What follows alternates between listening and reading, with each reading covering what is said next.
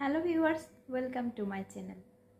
আজকে আমি আপনাদের সাথে শেয়ার করব দারুণ মজার একটি রেসিপি, লটিয়া শুটকি আর পেঁয়াজকলি ভাজি।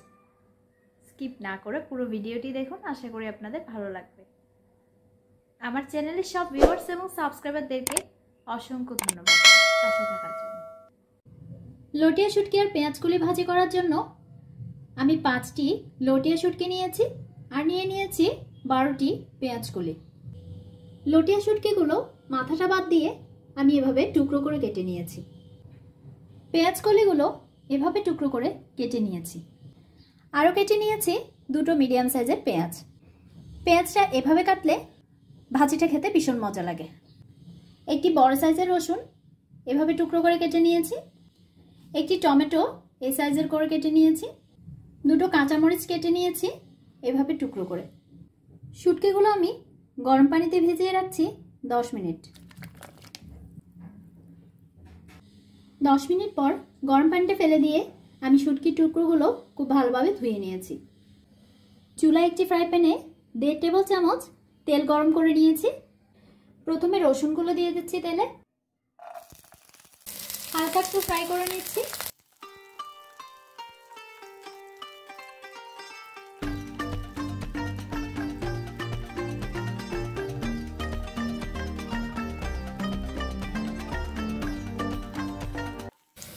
এবার পেঁয়াজগুলো দিয়ে দিচ্ছি,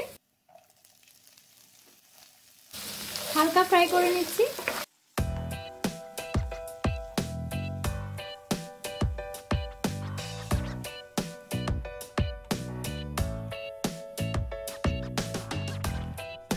পেঁয়াজগুলো হালকা ফ্রাই হয়ে গেলে দিয়ে দিচ্ছি শুটকিগুলো, ফ্রাই করে নিচ্ছি।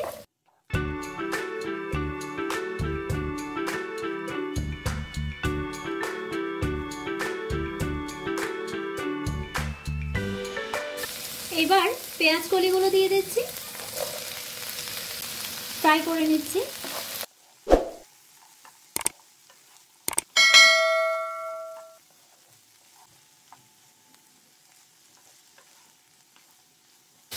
অ্যাড করে দিচ্ছি 1/5 চা চামচ হলুদ গুঁড়া, 1/4 চা চামচ লাল মরিচের গুঁড়া, স্বাদ মতো লবণ।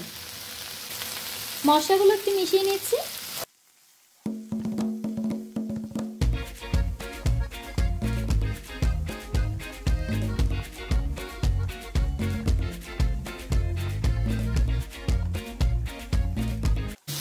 এইবার টমেটো আর কাঁচামরিচ দিয়ে দিচ্ছি,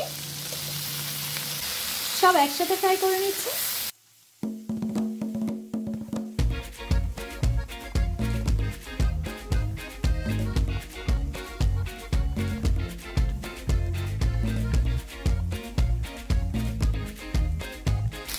চুলা লো ফ্লেমে রেখে ফ্রাই করে নিতে হবে। কিছুক্ষণ পরপর নেড়ে চেড়ে দিতে হবে যাতে তলায় লেগে পুড়ে না যায়।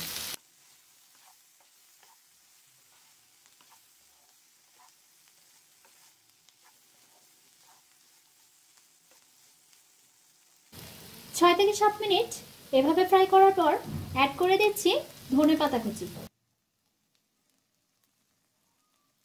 এবার নেড়েচেড়ে ফ্রাই করে নিচ্ছি।